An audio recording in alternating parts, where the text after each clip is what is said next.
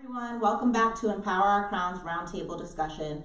This roundtable talk is especially special to me today because I have my queens with me, my boss, powerful, beautiful, gracious queens, and I'm so excited today to just have this space so we can talk about self-love, really unpacking self-love and thinking about it internally and how that manifests externally in our daily walk. So before we start, I just want to let you guys know that I will be asking some personal questions, and if you don't feel comfortable answering them, I always say it's a safe space, so you can choose not to answer, that's fine, but I do ask you to challenge yourself to answer some of these because I believe that it's powerful when we go to that next level of vulnerability. It's transformational. So are you guys ready? Ready. Ready? All right, let's do this. Okay, so the first question is, what is your biggest struggle with loving yourself?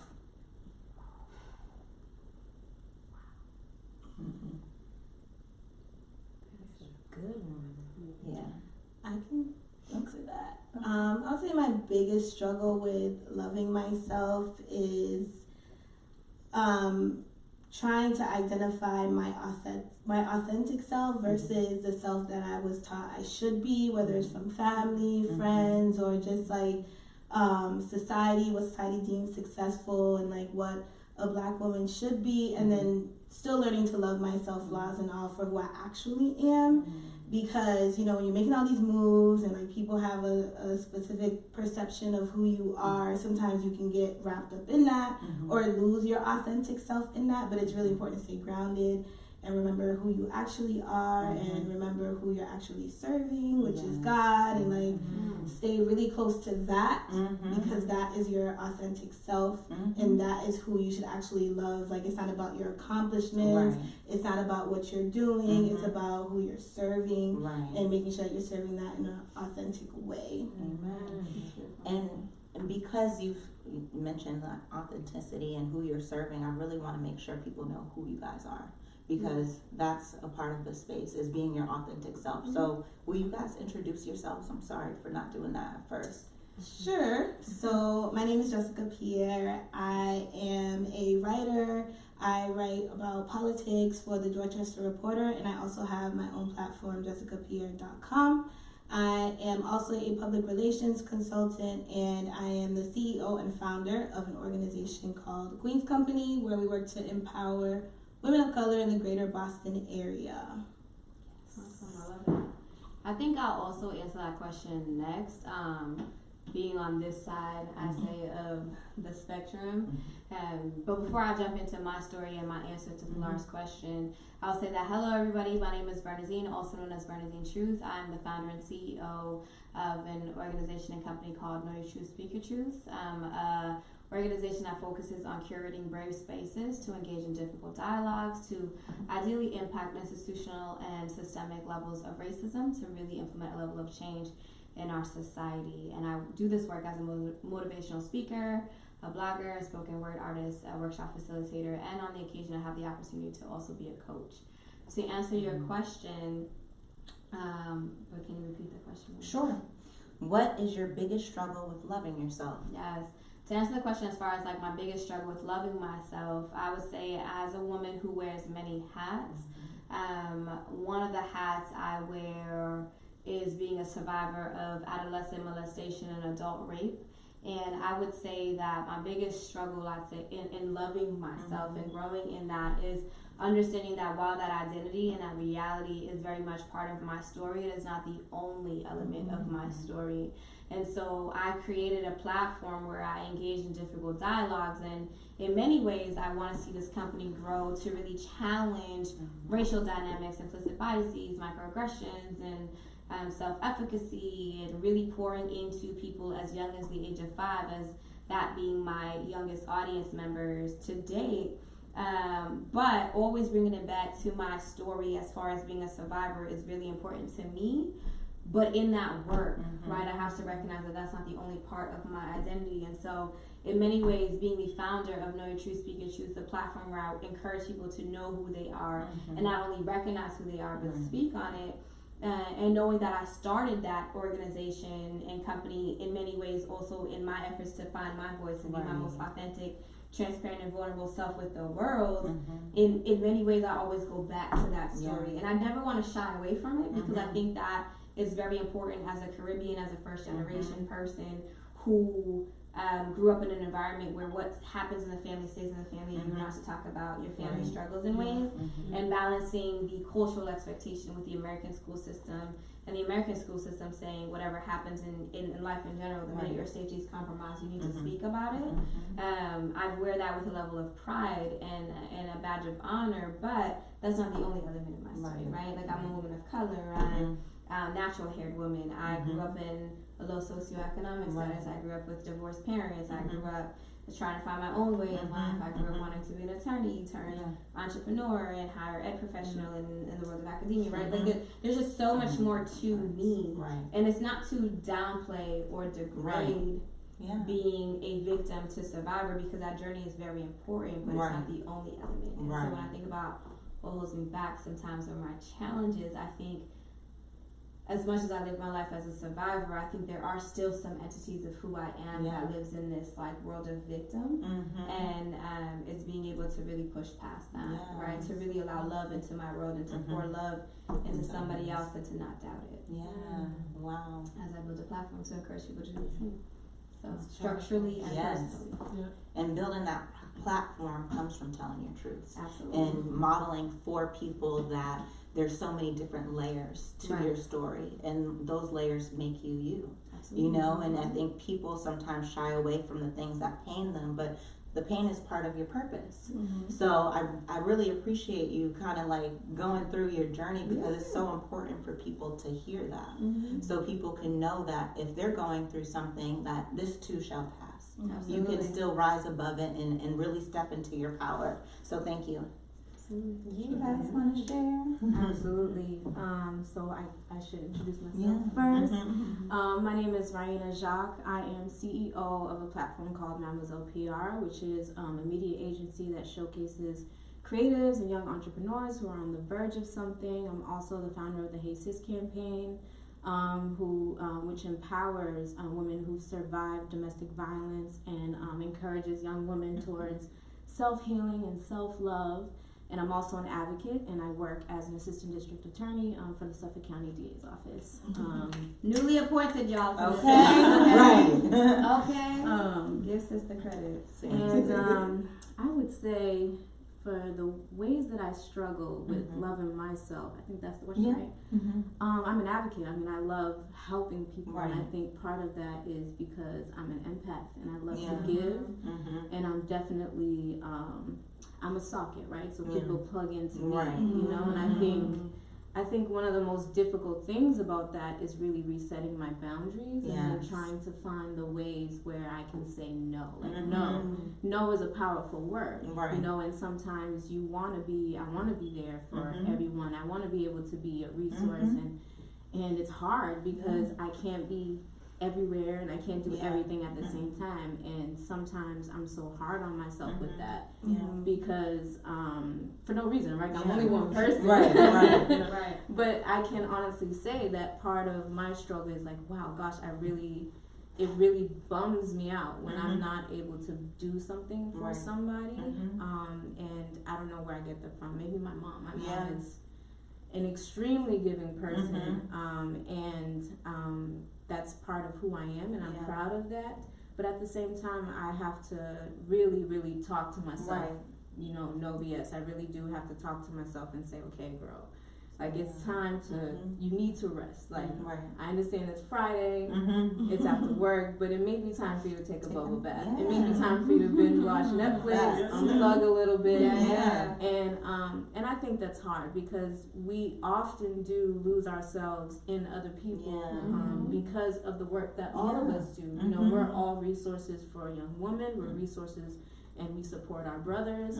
We're everything to everybody. So it's very difficult sometimes to really just say, okay, what do I need? You know, and who's there for us? When we need something, when we look around and we're helping all these people, you know, when I look around, you know, who's there checking in on me. Mm-hmm. And oftentimes it's all of y'all, and oftentimes it's our own sisters that are doing that. Yeah. So yeah, I would say that would be something that I struggle with on the daily. Definitely. And I think that, you know, as women in power, we can do anything, but we can't do everything. So we have to be really intentional into how we show up for people, but how we show up for self, you know, because if we're trying to pour into others and we're not pouring into self, that slowly diminishes, you know, what we can give and what the love we exude eventually will die out if we're not giving that same love to self. That burnout is real. It's real. That self-love burnout is real. All right. So my name is Manishka Lord, and by day I'm a teacher counselor for a program called The Workforce, and we service students 8 through 12, and I love it. I love my job, and I used to be part of the program also, so it's just like being able to come back and serve my community. Right. Yeah, so I love it. And so after that, I'm a co-founder of the Millie blog. And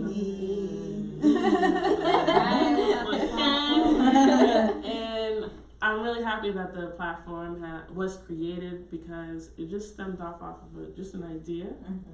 I see myself as a person of resource, and I always want to provide the best information to people and also make people feel super comfortable to just be themselves. And so I do it with passion, and I love it. And your question, let's bring that back. Okay.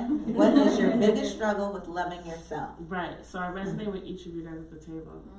And one of the things that I know for myself I struggle with is just looking at myself and saying, you're good. Yeah. You're beautiful. Just keep going. Like just positive affirmations to myself. And sometimes I see myself not really talking really positive of myself, and so I'm just like, all right, you know what? Let me get in the gym, because if I don't like what I see, I need to work on it. And no one else is gonna make me feel any better other than myself. So the biggest thing is just really showing up for myself, whether it be what I say to myself to what I do for myself. I love that, showing up for yourself and speaking life into yourself, because there's life and death in your tongue, you know? So the more you speak life into self, the more you're able to show up in life. So I appreciate all of you answering that question. My next question is for Miss Bernadine, the truth. The truth. I'm ready. To be honest. Okay. What good habit do you want to begin this month? That's a great question. What good habit do I want to begin this month? I would say it's not just one. Actually, it's two that I would like to capitalize on for this particular month. One being actually one that I feel like was a requirement set on to me by my sisters, my closest people in my life and in this journey, and one of which is right next to me right now, Jessica Pierre, who is really pushing me to accept compliments and to sit in that, right, as she snaps out. And it's funny, right, because it might sound simple, like, oh, like it's a compliment, but it's actually truly something I struggle with. I think that as an individual, as a woman of color, as a first gen, as a survivor of assault, whatever the case may be, as a person who's accomplished, I think one of the elements that I struggle with in life has been imposter syndrome and feeling like I am here because I deserve to be here, rather than feeling like, well, why am I here? Is it because I'm a woman? Is it because I'm articulate? Is it because I'm the founder of my own company? Is it because of all of these accolades that I don't necessarily always feel like, while they speak volumes to who I am as a person, you know, I always wonder, like, does the world care to value Bernadine for Bernadine? And what I mean by that is, like, does the world care to love me, understanding what my mistakes were, understanding what my faults were, understanding what my insecurities are, right? And I think that oftentimes when you're in a platform to inspire a lot of people, people only want to look at you through that lens, and not really take the time to understand that you make mistakes and that you have self-doubt and that you struggle. And so when it comes to those times where where I receive a compliment, I'm like, I pour it back. I'm like, thank you, but like, no. Right? I'm like, no, but you're amazing. They're like, yes, I'm like, but you're dope, right? I'm like, I'm like, no, I'll do it for like 10 minutes. Right? And I will right? Yeah, I'm like, yeah. they're like, oh my God, like, I want to be like you. I'm like, no, be like yourself and like be even better than that. Or like, you're so amazing. I'm like, but you're like more amazing, right? And I can never just sit with it because I don't know what to do with it. Right. Because I'm not in a position where I personally feel like I've arrived at a particular point, right? And I don't necessarily know what that arrival is, but I don't feel like I'm there. And you know, I think we're, in many ways, I often feel like my cheerleaders and my number one supporters are not myself, right? In many ways, people feel like, you know, you have to be your number one cheerleader, you have to be your number one supporter, but I actually don't feel like that. More days than less. And it's not because I'm not proud of myself, but it's because I feel like I'm doing what I feel like I'm called to do, right? And so I don't feel like I need accolades and recognition for what I'm called to do, but I need to just do it. And so in those moments where somebody gives me praise and recognition, it's not to downplay it, but I'm like, no, but like I have to give it back. And so, but anyway, long story short is my sisters, there are a few of them, particularly again in this particular table, like Jessica Pierce, one of them, who's like, take those compliments. And so in this month, right, like I want to, and this month I'm really thinking about October, like I want to really sit and just say thank you. Because again, when I tell y'all I'm awkward, I'll be like, I get it. and I'm like, we don't need to talk about me, because I don't care, right? And it's not that I don't care, I just feel like, what do I do with this? I'm like, okay, cool. So that's one for sure. The other part of that, as far as like my is what's the goal? So what good habit do you want? Good habit. The other good habit, and I'm going to be very honest, right? Like very, very honest. Burning your truth is like about knowing your truth and doing your truth. The other part of that is really learning to prioritize making time for my friends that fuel my soul. And I think that as an entrepreneur, as a woman who also works full-time, as a podcaster, as a blogger, right? Like I wear many, many hats in the world that I live in. I feel like while I'm very blessed and very fortunate to be in a position where I'm constantly booked and I'm constantly connected and I'm booked and busy, right? I'm like, I need to be more booked and balanced and booked and balanced, booked and blessed, all of it. Like part of that also means to me that I need to always bring it back home. And bringing it back home means that I need to be able, I want to be, particularly in the month of October, for the rest of my life, honestly, and I'm grateful for this question, is to be present with my friends without a work mentality. Because I think when you're an entrepreneur and a businesswoman or a business person, right? Even when you're with your friends, you're like, that's a great idea. Let's do this, right? Even like chopping up with your friends. Right. That's true. Like even as I think about today, before I was here, I was celebrating a cousin's birthday. And one of my cousins or family friend, right? And family friends, like if any of you are Caribbean, whatever, like family friends or cousins. So I was like talking up with my cousin. I was like, oh, so like, how can you give me some legal advice for these contracts? And I'm like, I'm celebrating a friend's birthday. So can I like just be here and just embrace your company? Right? And so that's a very important goal for me because I don't care where my platform goes. Not that I don't care for it. Like I aspire, of course, to reach the highest limits I may be able to accomplish. But at the end of the day, if I cannot connect with my friends and my hearts and my souls on the ground level, I don't care what the world sees. If I can't see me, you see what I'm saying? And if like I cannot make the time to see my friends from my friends, and if I cannot make the time to see my family from my family, like with nothing else but just being here, right? And so those are my two goals. Is one, embracing and taking in compliments and just sitting with it and saying thank you. And then the other part of it is making sure that when I'm with my loved ones, I'm with my loved ones and I'm not thinking about working, but I'm thinking about loving and I'm thinking about existing in the spaces that I am currently in. I love that. I really do. Because I feel like that ties back into just being present. You know, like taking in compliments is really processing what those words even mean. Pilar, you're part of that conversation too. Yes. You want to take it? I'm like, and I'm thinking to myself because it's hard. It is hard. Especially when you are known to give so much of you to others. It's weird when people are like, oh my God, you do so well. And you're like, okay, but let's talk about you. And it's our natural reaction because we were built that way. We were built to love others. We created these platforms to pour into others. So pouring into self seems like it's the last step because we're like, well, we have A, B, C, D, E, F, G, H, I, J, K. to Z to take care of. Yeah. And it's like, actually, it starts with you, and that's A. It sure How do you does. start with plan A? Yeah, and as women, we're like groomed to be nurturers, Right, We're we providers, and Yeah. even if you don't have your own children, it's like in your partnerships, it's with your siblings, it's with Right. your friendships, and these are not necessarily responsibilities Right. that I don't want. Yeah. Like, I wear them with a badge of honor, Right.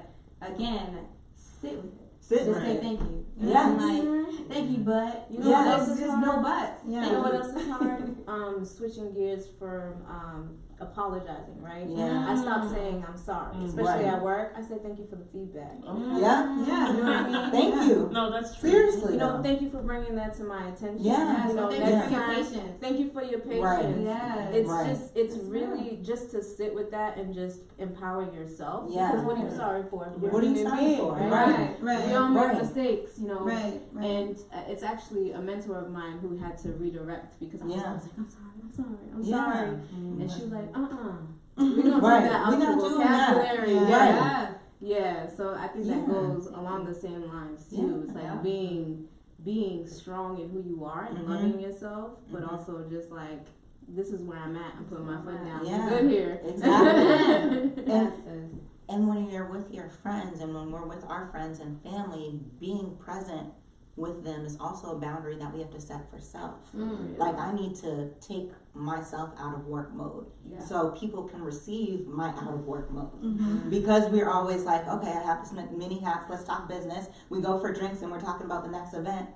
We're creating that space for each Right, other, you right. know? But if we're like, let's actually talk Yeah. about something else Yeah. and really be intentional with Yeah. creating that space can coexist with who we are. Yeah. My friends call me out on it too, and I'm You gonna have stop to. talking after this, but like so y'all can get to these other. But like my friend, I want the world to understand Yeah. though, like how real that is what you're saying, right? Because we can hear it, but then the actualization of it is Right. different. Like I've literally had friends Mm-hmm. say, Bernadine, you're talking to me like I'm your client. Right. Bernadine, you're talking to me like I'm a patient. Yeah. Bernadine, you're talking to me like I'm a Right. student. Right. Right, and they're like, can you just be here? Just be. And I'm like, I am here, but like, yeah, but you're working. And Right. I'm like, I'm talking to you like I'm working? Yes. I'm like, I didn't think that. Yeah. Right? And they had to literally tell me, Bernadine, we understand that you are your brand, but who are you outside of your brand? And who are you outside of your company? Mhm. And that's very real because again, right, like when you think about your survival, when you think about your mechanisms, when you think about your contributions to humanity, Mhm. into society, like this, that is my priority. Right. Like that is my job. That is Yeah. my calling Mhm. in many ways. But my job and my calling and my responsibilities are also to my world, it's Right. to my community outside of my job and Right. my calling. Right. Or all encompassed, but again, there's levels to it. There's right? levels. We're all shaking Yep. our heads like, yes, Yes. like, right? Like there's levels to it, and so my loved ones who have been able to call me out Mhm. and say, cut the S, Yeah. you know, like Mhm. Yeah. stop For focusing real. like I'm one of your patients. Yeah. Has been very real Yeah. to me, right? And I need to like Mhm. always peel back those layers and Mhm. take a moment of pause and say, right, like You're right. let's just chop it up. Right. For the sake of chopping it up. Right. And it's not because we're building a plan. Yes, I like that. Okay, so this next question is for Reina, my love. What is something you need to start saying yes to? Mm-hmm. Wow, what do I seem to say yes to? Okay. I can go so many different ways with this.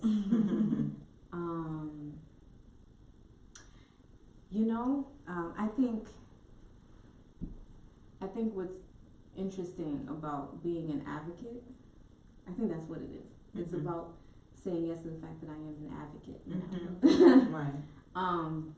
You kind of put yourself through the trenches Mhm. of law school, and then you say, "Oh, I actually have to do this. Like I Right. have to Right. outside of Yeah. outside of learning all this case law. You mean I have to like go to court and stuff? Right. Right. I actually have to do this stuff.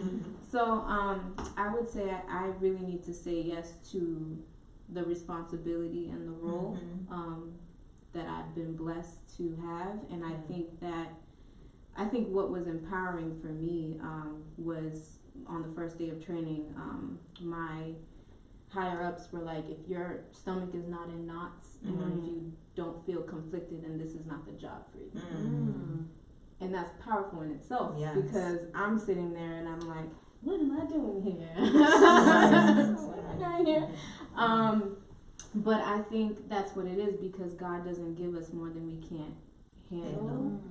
And I think that I have been reflecting a lot in these past few weeks, and for me it's about waking up every single day and saying yes to the job, saying yes to the role that I'm taking on, and to whatever is coming my way. Because a lot is coming my way every 5 minutes. I was like counting it. And I think that's what it is. It's like saying yes and showing up for the opportunity, no matter how tipsy and topsy and turvy it's taking me.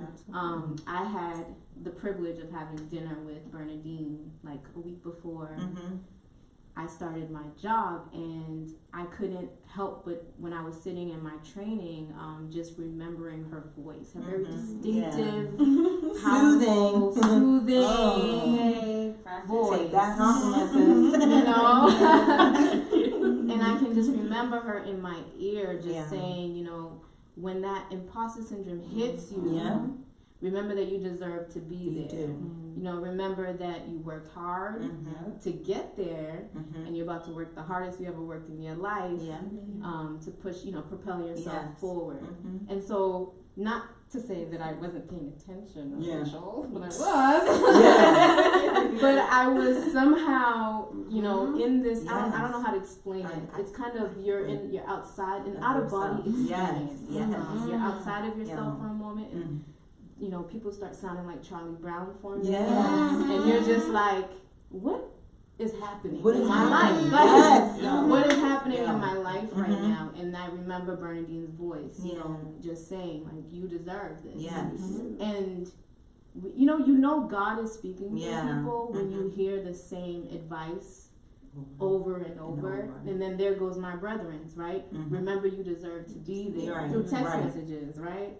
And then, you know, there goes a call from my mom at lunch. Remember, you deserve to be there. So you know who your village is, you know who your tribe is, and once you've solidified yourself in that sense, and you know who you're able to lean on, you can say yes to anything. You can say yes to anything because you've been through it. You've been through the heat already. That's all. That's all. Right. You have. Give it to me. Let's go. We got this. Let's own it. I love that. I love it so much. And as you speak, I literally got chills because like, there's a plan that's greater than us, you know, and it's God's plan. And it's like really saying yes to God's plan, surrendering our doubts, surrendering our fears, surrendering our worries, surrendering our imposter syndrome, and just showing up, because it's like, God's like, I already knew you were going to be here before you even got there. So what are you doing?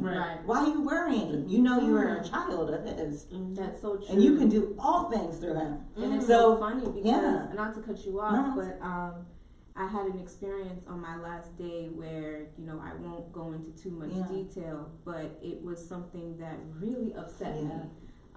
It was, I mean, I'll explain off the record, but it was an experience I had that, you know, where someone that I felt that should have been in my corner was really trying to sabotage my experience. But the way God works. We in church.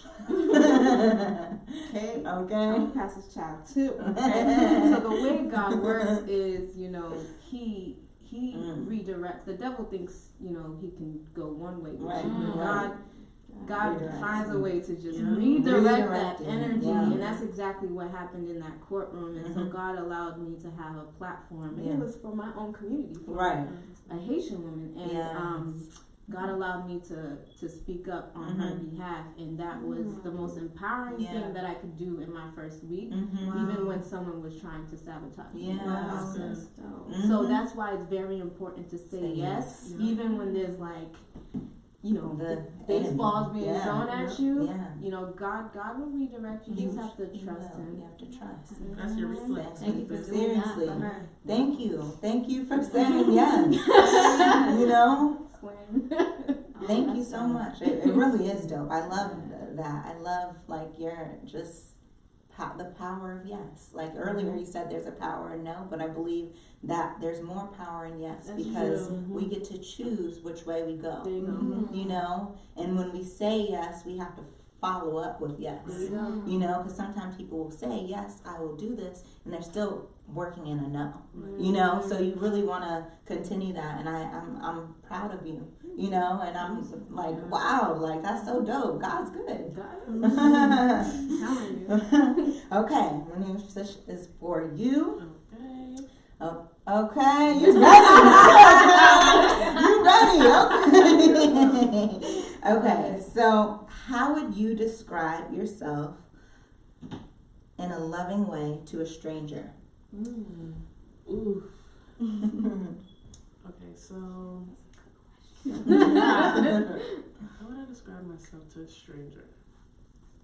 In a loving way. In a loving way. I would say I am super compassionate.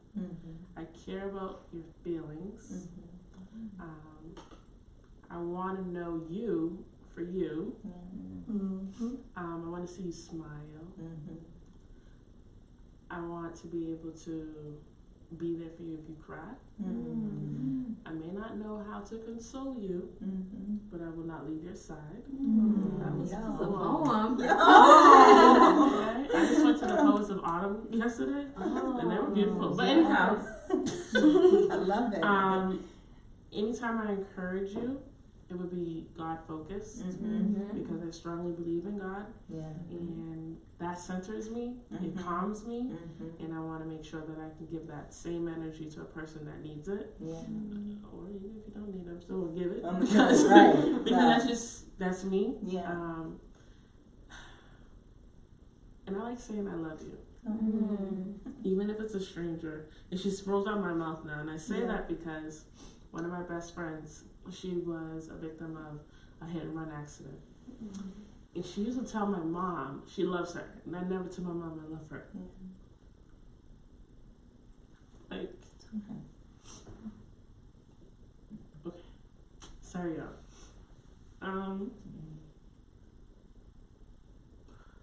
It's okay. She's not dead or anything like that, but she used to say, I love you. I used to be like, damn, I love you saying this so much, you know? And I never, like, seen it as something to say, you know? And then I was like, all right.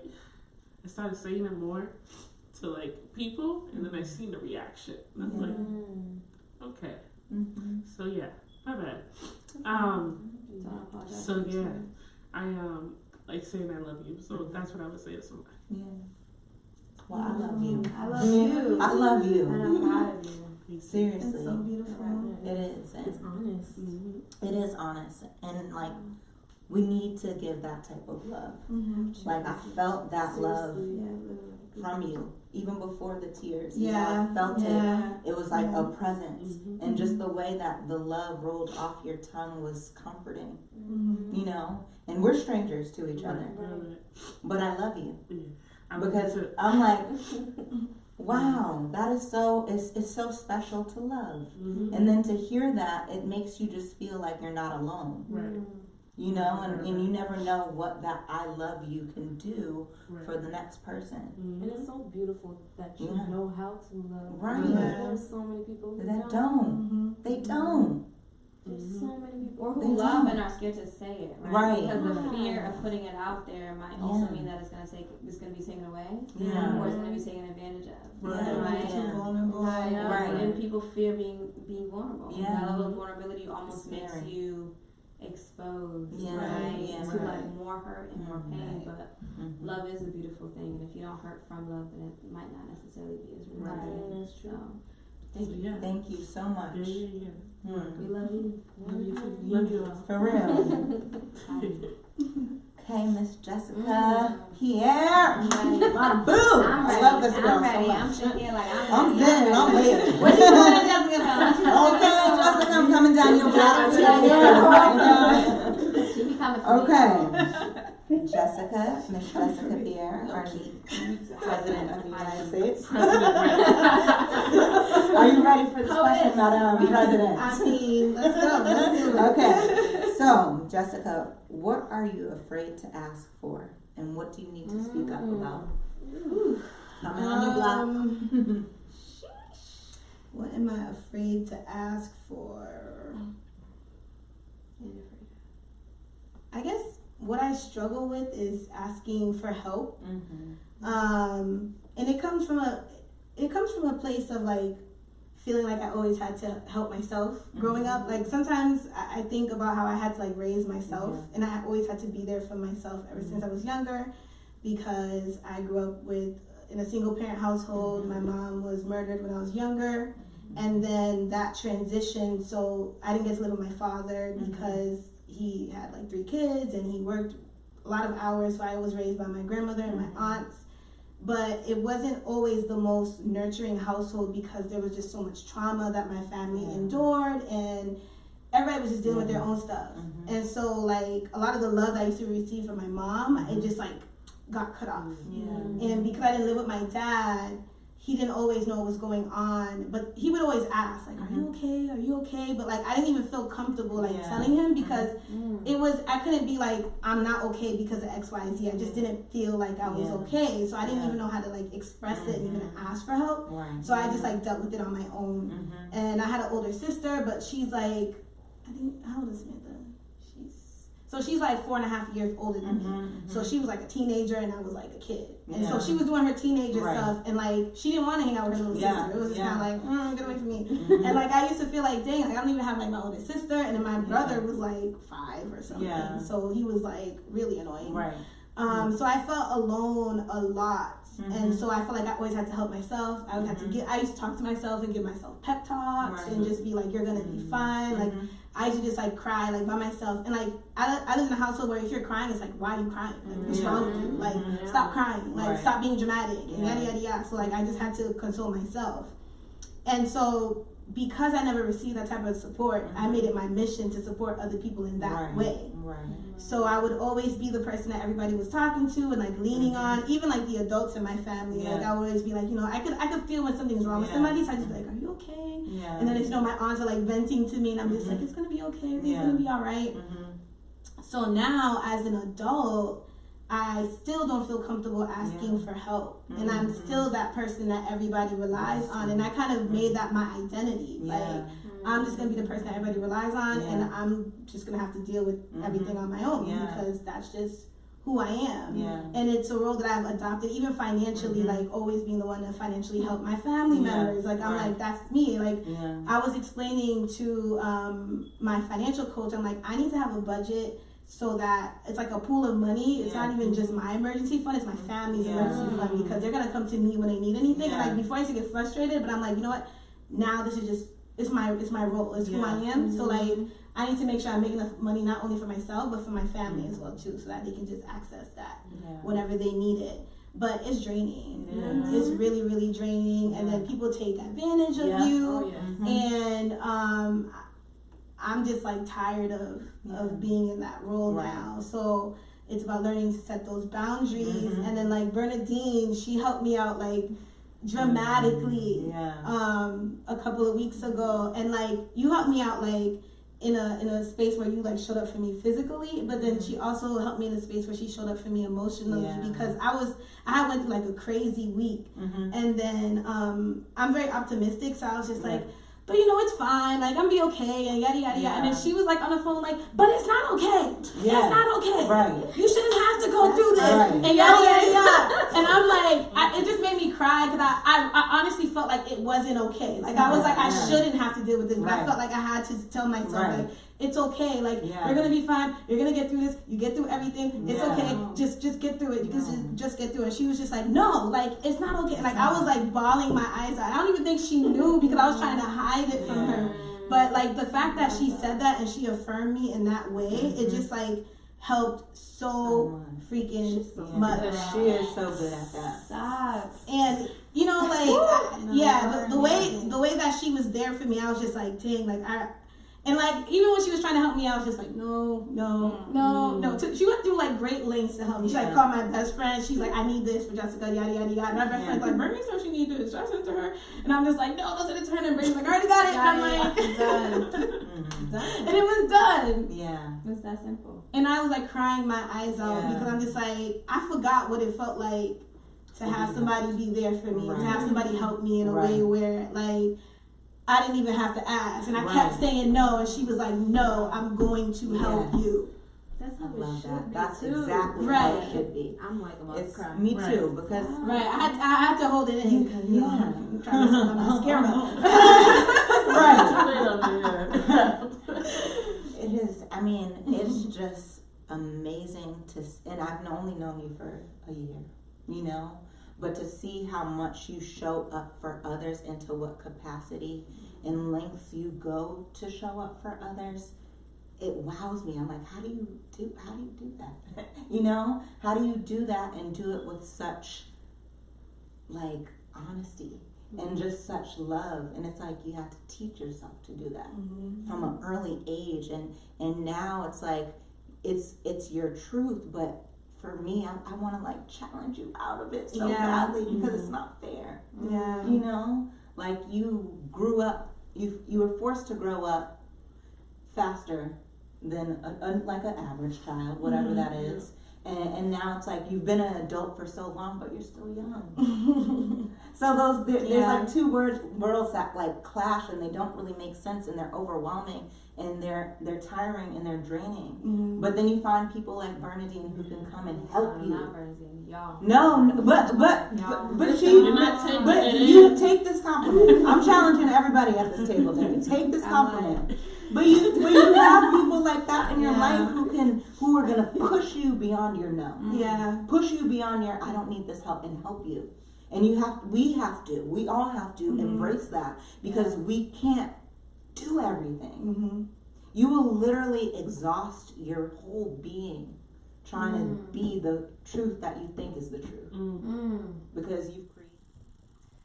So I'm in a space right now where life is kind of challenging me with this whole identity that I've created around like prioritizing other people's feelings over my own. And a lot has been happening within the last few weeks to make me be deeply in my feelings. And I'm just like, what is going on? Like, what is this? And I've been like crying and like, you know, but I've gotten so much clarity within the past few days because I was very cloudy, and like I'm really into my faith, but when I get into periods where I'm cloudy, it takes me a little while to turn to God for answers, because I'm just like in it and I'm just stuck there. But like you were saying, how God talks to you through different people. So I've had so many different people like check in on me who haven't checked in on me in a long time. Like you're one of those people, you're like, are you okay? And I'm just like, I'm not, but like I will be. And you didn't even know what was going on, but like you prayed for me. And then I went to this event on Friday. I wasn't even gonna go, but then Bernadine was like, nah, let's go. She's always dragging me out. So I'm like, oh, fine, I'm on my way. So I went, and then I seen a few of my friends I haven't seen in a long time, and then I was just like sitting down, and then I was sitting down for like 30 minutes to do the speaking program. And then literally right after the speaking program, one of them was like, are you okay? And I'm just like, no, she was like, what's wrong? And I was just like, I mean, you know, it's just life, whatever. Just like brushing it off. And then we started talking and stuff like that. And then another one of my friends come, and she goes, you've been on my spirit, like, how are you doing? And then I was just like, well, I'm doing better, because I was doing a little bit better emotionally. And then she was like, they were both like, let's just pray for you really quickly. They were like, sit down. And then we prayed right then and there. And then everything that my friend said in her prayer was like everything that I needed to hear, and everything I was trying to say to God, but I didn't really know how to articulate it yet. And then it was just really deep, because I'm just like, I didn't tell them anything that was going on with me, and like everybody just like can just like feel it, and then they already know what it is. Like God is just speaking through them. And then she was just telling me, she was like, whatever you're going through right now, it's because you're supposed to reach the next level in your life. And not everybody's going to come with you. So I need you to worry about yourself and not worry about anybody else. Like she was just giving me so much life. And I was just like, okay, this is why. Because I was just like, what is going on? Like, why am I feeling this way? Like, why am I taking everything so personally? Like, why am I being so sensitive? And it was just like, no, because God and like life is like, you need to stop acting like this. Like, in order for you to reach the next level, you need to change who you are. You need to change your behavior. You need to change your patterns. And I'm showing you that everything you're doing right now is not good. And it's not even not good as in like it's bad, but it's just like you can't do this anymore. Like you need to evolve. So I was just like, So I've just been like in deep prayer all weekend, like listening to sermons, like listening to gospel music, doing devotionals, and I'm just getting so much clarity. So now I have like a game plan moving forward that's guided by God and not guided by myself. And I'm just like, and it's scary because like everything that I'm doing right now is things that I haven't seen people around me do, and I, like my family, my friends. So it's like, it's hard to move because it's like you don't have a blueprint. You know what I mean? It's just like, I'm just supposed to go. I'm supposed to surrender, like relinquish my power and just be guided by God and just move. And so it's just like, whew, like this is a lot, but because I have all these prayer warriors around me and all this support, I feel like motivated and I feel supported to do what I need to do. And like I feel like I'm gonna be okay, and I'm just evolving into my higher self, and I'm evolving closer to God, most importantly. And so I'm just like excited for where everything's gonna go, and I feel affirmed and I feel ready, and I'm just like, I can do this, and I'm so excited to see who I become on the other side as well too. Waiting for you. And the people that I attract, and the opportunities and the life, because like I know that's the life that I want to live, but like when you don't see anybody else living it, it's hard to imagine it for yourself. But it's like, I'm going to be that example for the people around me to be like, when you choose yourself and when you fully immerse your life into God's hands, like this is what can happen. So like you might not be able to come with me right now, but like you're going to join me because hopefully I'll be able to share a testimony where you'll be like, all right, I'm ready. I'm ready. That fear is part of the level up, Jessica. It is. It really is. And like Queen's Company says, faith over fear. And I think God will disrupt our world to the point that we're so uncomfortable and feel so alone just so we can hear him. You know, just so we can be like, because when you're cloudy, you can't hear him. You don't want to. Because you're like, I can't even think about you, God. I have so much in front of me right now. And he's like, well, I'm going to make it worse. He's like, listen, I'm going to make it worse. I'm going to come on your block every day and make it worse until you sit down and listen to me. And listen to me. And then he'll put himself in everybody you encounter until you are like, I hear you. I surrender my all to you. And I like was about to cry because I've been feeling that too. You know, like I'm feeling like I'm transforming, I'm elevating, I'm doing these things in my life that I think I've been called to do, but the enemy's just been next to me. And distracting me and making me question, like, is this my purpose?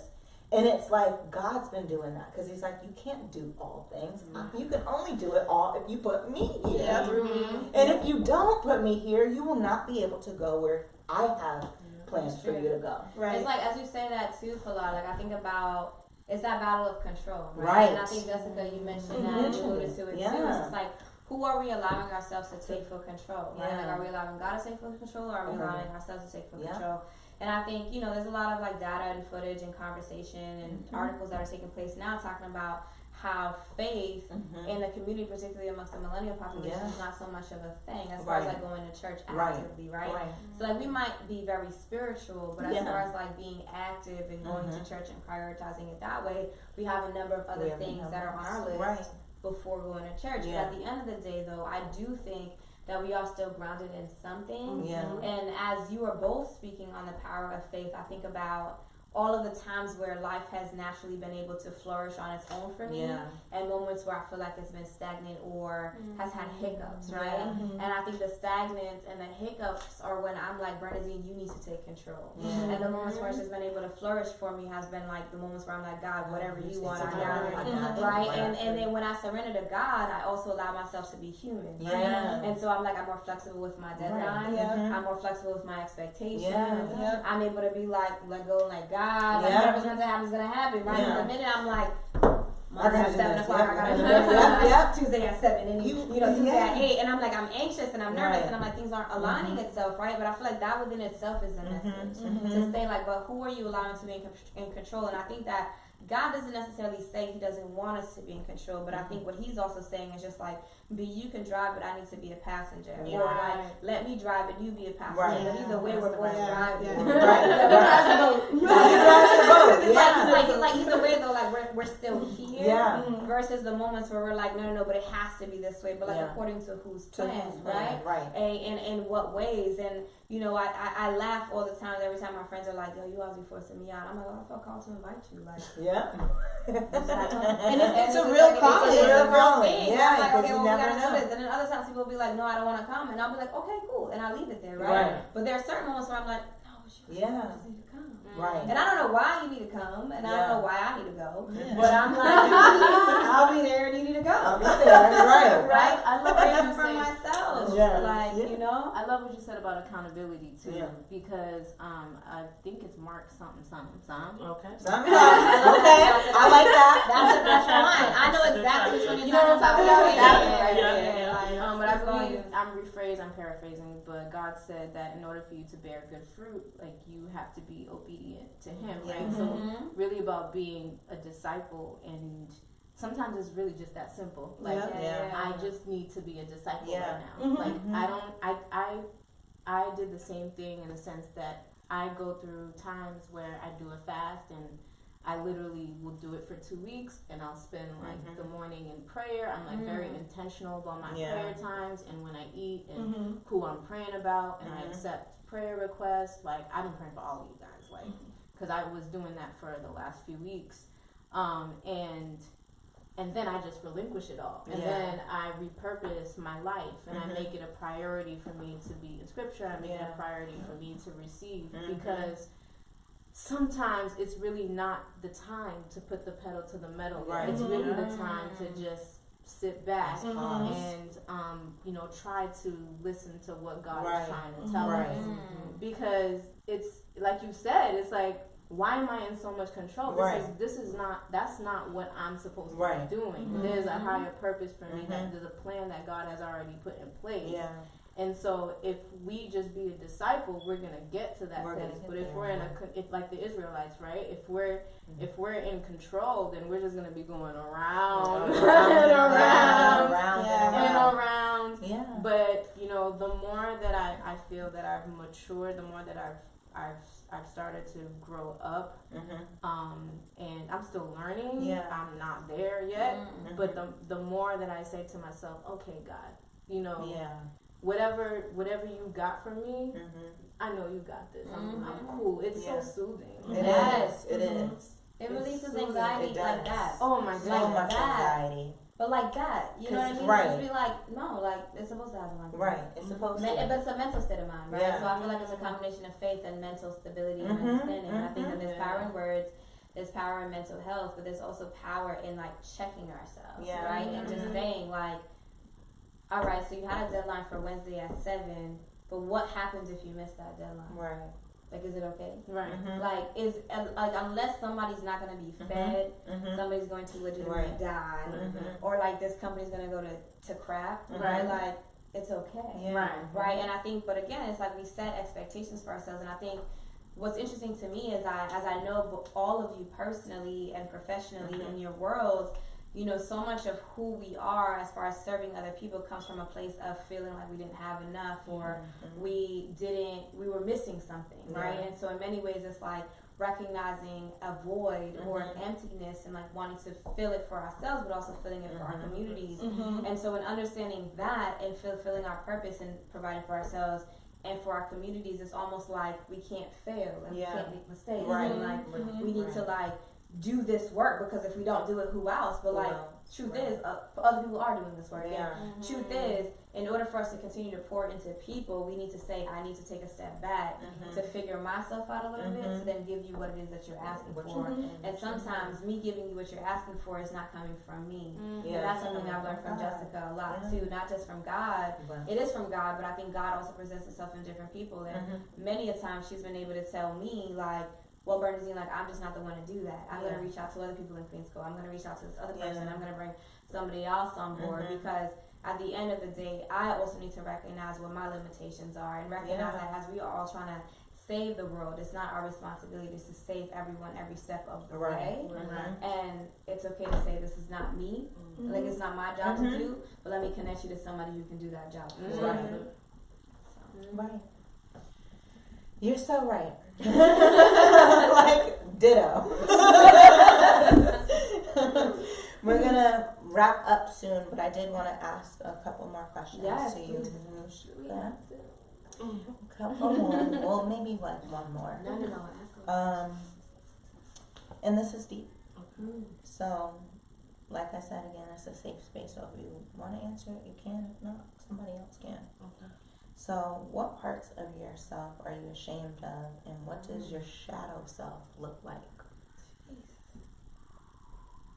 I'm glad you got that. This is a setup. I randomly selected. Okay, let's see. Parts that I'm ashamed of. I'm trying to wrap it all up. I'm like, damn, been living on this earth for a while. There's some things. There's some things. All right. I love it. Parts of me that I'm ashamed of. I don't know. Okay, I think for one, I am ashamed of doubting myself.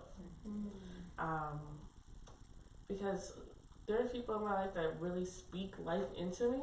An example is my husband. And he will say, you're beautiful, you're smart. He's like, babe, some people just not on your level. You just gotta like push. And I'm like, I just allow those words to just bypass sometimes, and I am ashamed of that because it's like, first off, you wouldn't marry me if you believe in that, right? Right. But here I am, like, the one person that I said I do to, and that's for I do every day until I die. Yeah. I'm not allowing him to feed into me. Yeah. And so I'm ashamed of not accepting and almost sort of kind of, but I am now manifesting into the person that I know I can be. Or sometimes what people see in me. I had an individual tell me, you should run for school committee. And I was like, yes. No. I'm sitting here like, yeah. Please. You know what I mean? And I'm like, why? And I was like, what are you seeing in me that I need to run for school committee? I was like, trust me, I'm serving God like in a lot of different other ways. I was like, I got like 32 kids, and I'm like loving on, and I'm telling them like they're super great. And then I have the Millie blog, and I'm like, I'm loving on people and telling them like, yo, I got you. If I don't got you, she got you. Right. Trying to be a resource. Like, I think this is what God's telling me to do. Like, let me like work on this. But then they're like, people are feeding things into my head, and I'm like, I mean, maybe it's just a personality. You're great for that. I was like, I don't know. So definitely doubting myself and not manifesting into the things that sometimes what people see in me or what I see in myself. And the second part of your question is what does your shadow self look like? And everybody is going to answer that with one quick sentence. What does that mean? That means like when the cameras are off, when your hats are off, who do you look like when you're most vulnerable? Girl. With self. Who are you? What's the scariest part of you that people don't typically see? So just quickly, because I know we're going to wrap this up, but that's important. Honestly, I don't think my shadow self is something to be ashamed of. My shadow self is like, I'm waking up at 7 in the morning and I'm like, get your ass up and go to the gym. You said you wanted this. And I'm like, all right. Roll my eyes at myself. But, all right. And then when I come home, it's, all right, let's go through this routine and take care of yourself. Like, be mindful of what you're eating. Don't eat all 8 Oreos, but like, get like 5. You know what I mean? And be content. And like, drink your tea, but like, make sure you do this and read this and just be okay with like this present moment. So I feel like my shadow self is definitely okay with, if there was a hidden camera, they're like, oh, you straight. Nothing to hide here. So that's really, just building a routine for myself that makes me happy and comfortable. Right. My shadow self. Most vulnerable. My most vulnerable. Oh man, I'm tired. My shadow is tired. Like 6 o'clock when that hits. 5 a.m. I'm ready to go. 5 a.m. I'm like, all right, I pray. I'm up. Close the iron, press. Right. We're reading CNN. We're right. Cool. We're listening to podcasts. We're gearing up. Right. but my shadow is tired. Yeah. And you know what's a love language? Did you eat? Yeah. Like, No. something so simple, because I forget. Like, I legit forget, because that's how demanding, that's how busy my schedule is. So my shadow is literally exhausted. So I have to charge up my battery. Yeah. So sometimes that means secluding myself. Mhm. And it's not, it doesn't mean like, oh, you know, I'm trying to be bigger or higher than the other, and that's not the case. It's really like, yo, I'm dead. Like, I'm really tired. I need something a little bit more than this kale smoothie. I'm exhausted. So I would say that's what my shadow looks like, just completely exhausted. And it's very hard to find the right support at the right time, because during that time, like, I feel the most alone. I feel the most alone, for sure. So do you have another question? I know you asked me you should get 2 questions. Oh. I didn't know if you had another one for Reinas. No, just that. And then we're gonna close out. 2 more, and then we're gonna close out with something uplifting. Okay, Jess. My shadow self is very reserved, introverted, but she also deeply craves love, but not any kind of love. Like, she craves a love that really matches the love that she gives out to other people, a deep form of intimacy. It doesn't even have to come from a partner, but just someone who sees me for me. That's who my shadow self craves, because I'm around a lot of people, and a lot of people think they know me, but like, y'all know my work. Y'all know my brand. Y'all don't know who I actually am. And I'm the type of person, like, I love like deep connections. I can pour into a room of people, but like, for you to really get access to me, it takes a lot, because my guard is up. So my vulnerable self is someone who's just like, who really just wants to like connect with someone, be intimate with someone, and be immersed in a really, really deep love. For real. Okay, Miss B, last one. I didn't even want to answer the question, so I'm gonna be very, very, very vulnerable with you all, because I think that's a very real question. As far as like my shadow self, and when you said it, I'm like listening to everybody's responses. I'm like, where do I fit my shadow self? Like, what does that look like? And I think that the most salient part of my identity right now, as far as like where I am, is like my shadow self is petrified of a number of things, but petrified of letting love into my life in a real way that can see me at my core. And I'm going to get really emotional about it.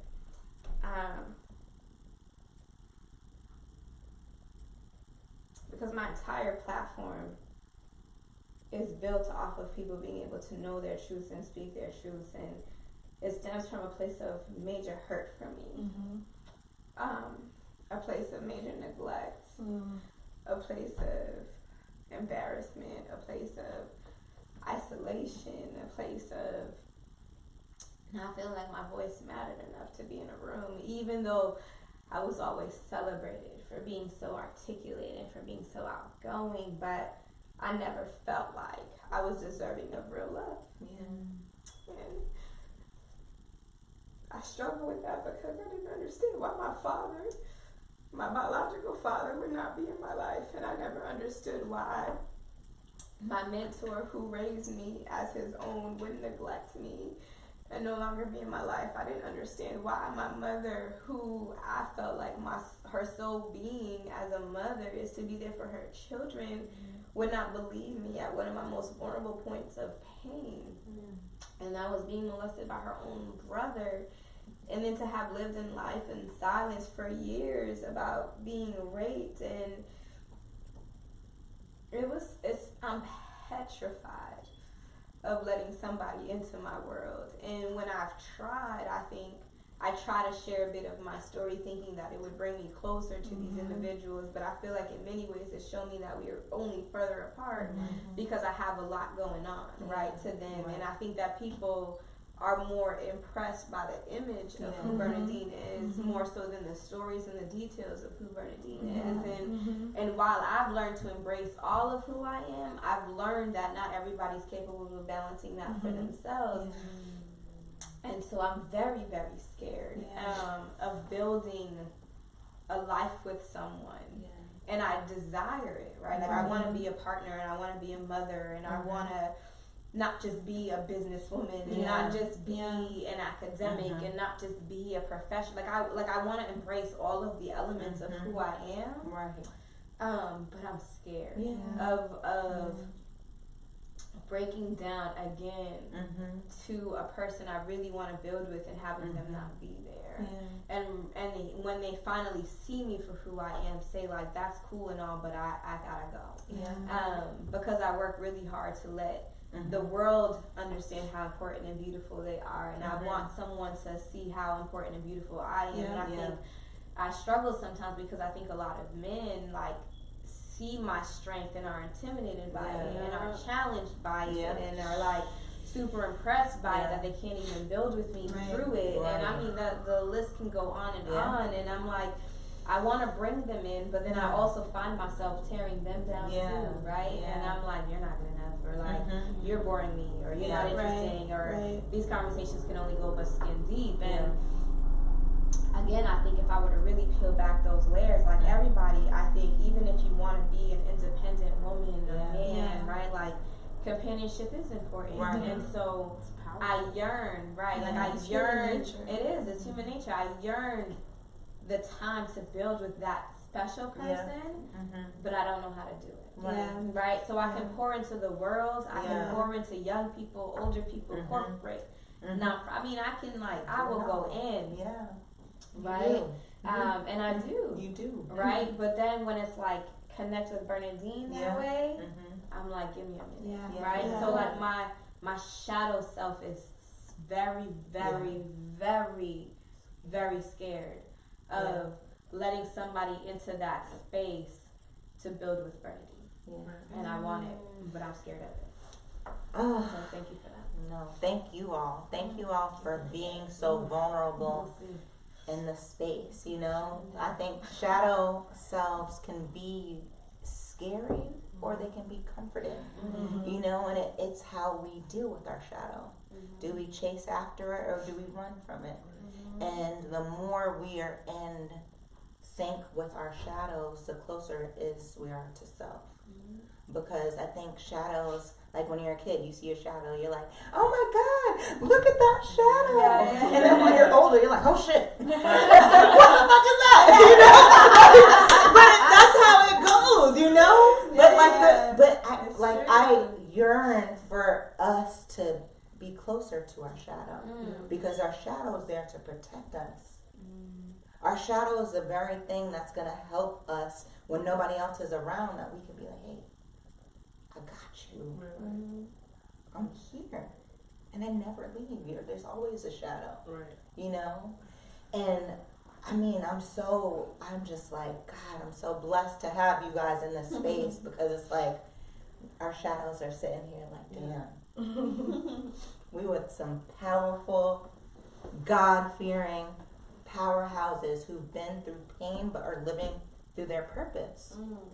You know, because pain is a part of the purpose. And the more we run from the pain, the harder it is to live in our purpose. It's like it's a part of it. It's a part of the journey. It's a part of the experience. It's part of the roller coaster of life. And I appreciate you all. I do, and I want to, before we end, I just want to do like this activity that I did with my girls earlier at the Let Me Lead conference. Shout out to you, Shauna. It was so powerful, 2-day conference. You the bomb.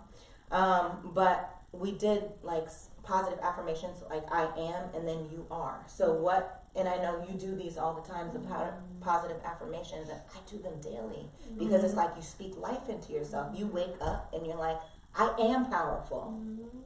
And it makes you want to be powerful. You You know, the more we speak life into self, we exude life abundantly. So the next part of it is you are. And you have to speak life into others. We do that all the time, you know? So it's like, I am beautiful. Jessica, you are powerful. You know? And how it, like, earlier when I saw the girls doing it, they're like, oh my God, really? Thank you. You know, hearing that from somebody, like you could say it, and sometimes we don't believe what we say to ourselves. That's the imposter syndrome. How are we this way? Are you sure we're this way? And somebody else says it, and we still might question it, but it feels so good. Like, thank you for saying that. Thank you for speaking that life into me, because you might be right. So, I want to end with that, and we can start with Reina. Okay. So, I am, and then you can talk to Manushka. Manushka, you say I am, you tell me, and I say I am, and it goes like that. Okay? I am resilient.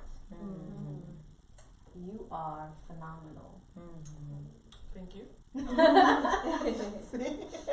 I am funny. Yeah.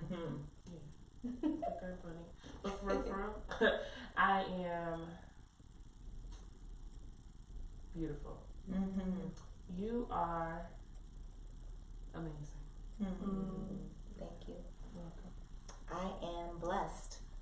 That's gonna be mine. You are also blessed. You are powerful.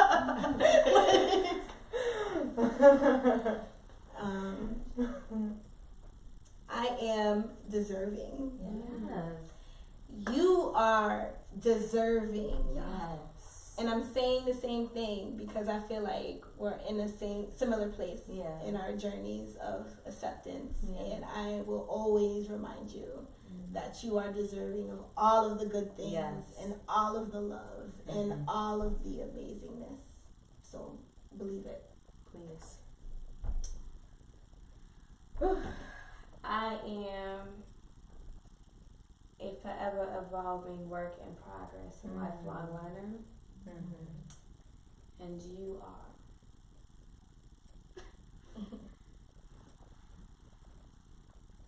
everything I imagined you to be. Oh my God. It's so much more. And everything I want you to be. And all that you have yet to realize you can be. And it's just a matter of time to see. Thank you, Mama. I love you. Love you more. I love y'all. Ooh. I love y'all. I for real love y'all. And we are love. Yes. And love is patient. Love is kind. So we have to be kinder to self. Even during the painful, confusing, enemy-hating, blocking times where we're like, hello. I'm sorry, but hello. But we have to show up for love. We have to. We have to. And this is what Empower Our Crown is about. Is creating these spaces for us to just be. Be the rawest, the realest, truest versions of self, because we are powerful, we are love, we are light, we are God's children. And the thing about God's children is we're unstoppable. And when we put Him first, we can do all things. So this episode was very important to me and so special, and I feel it in my spirit. You wanted us to be on here. I needed it. I just felt it, you know. It was time for me to have people who are walking in the Lord's work and walking in their purpose and shedding that light into others. So I hope you guys enjoyed this episode. I know I did. I'm gonna watch it a million times and cry about it and pray about it. But I thank you again, and if you're not following Empower Our Crown on our social media handles, make sure you do so now. IG Empower Our Crown. We have our YouTube channel. We do lots of events like this where it's mental health based, but spirituality based, you know, so we can tune into our truest selves. And I hope to see you guys soon, and until next time. Bye. Bye. So watching us